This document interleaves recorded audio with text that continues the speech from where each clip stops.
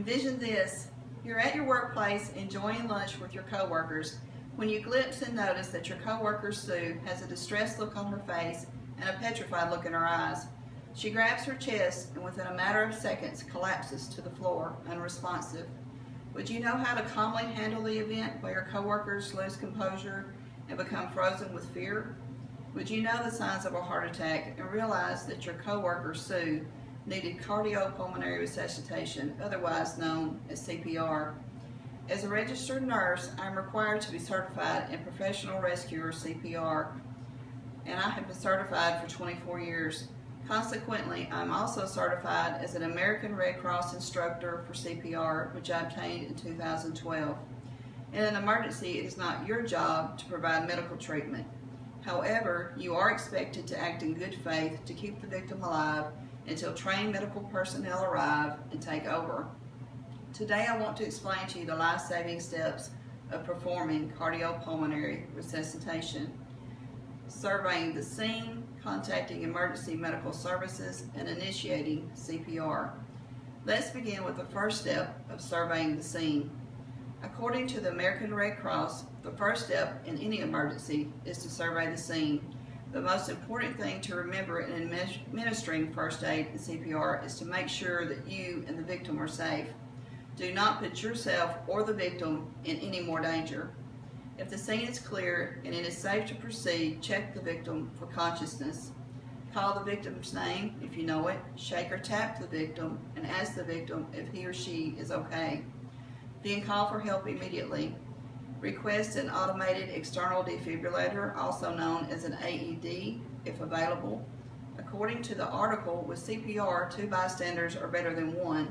CPR alone cannot restart the heart when it stops, but it can keep the flow of blood and oxygen moving until medical help arrives. So along with performing CPR, bystanders need to immediately call for emergency help. Are you okay? Are you okay? The patient's unresponsive. Call 911. I need an AED if available. As you just saw me demonstrate, once you survey the scene and found that the victim is unresponsive, turn your focus to the next step in the process, contacting emergency medical services. If the service is offered in your area, call 911. According to the article Cardiopulmonary Resuscitation First Aid, if you are untrained and have immediate access to the phone, call 911 before beginning CPR. If 911 is not offered in your area, call EMS, the hospital, or the police directly. To avoid confusion, choose one person to contact EMS. If there is no one available, you must call the emergency medical service yourself. Give them your name and address, the victim's name if known, the condition and the aid being given.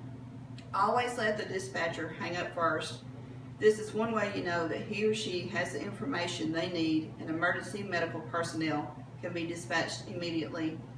Now that we've covered surveying the scene and contacting emergency medical services, we will turn our focus to the final step in the process, initiating CPR. After calling for help, return to the victim and perform CPR. Position the victim. Move the victim into the correct position, trying to keep the victim's body as stable as possible. Make sure to protect the head and back in order to prevent further injury to the backbone or spinal cord. Then position yourself next to the victim's shoulders and check the ABCs. Make sure to look, listen, and feel. There's no rise of the chest. So we're going to open the airway and check for breathing. If the person is unresponsive and not breathing, be prepared to start circulation. First, as I've shown you, open the airway.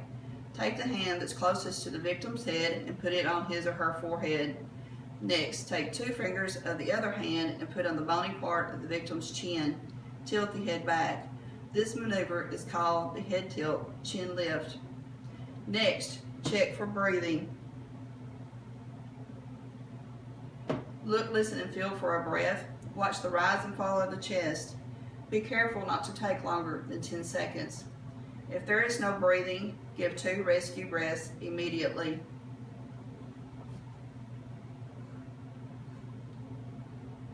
Take the two fingers of the hand on the victim's head and pinch the nose shut. Then take your mouth and seal the victim's mouth, giving 2 full breaths. Remember, if available, it is always important to use personal protective equipment, PPEs, such as gloves and a CPR barrier, which I have in place, while administering first aid and CPR. This practice prevents the transmission of disease. After giving 2 full breaths, immediately begin the process of circulation by initiating chest compressions and cycles of compressions and rescue breaths. According to the current guidelines of the American Red Cross, it is recommended that you do not take the time to locate the person's pulse to check for signs of blood circulation. Position your hands on the victim's chest.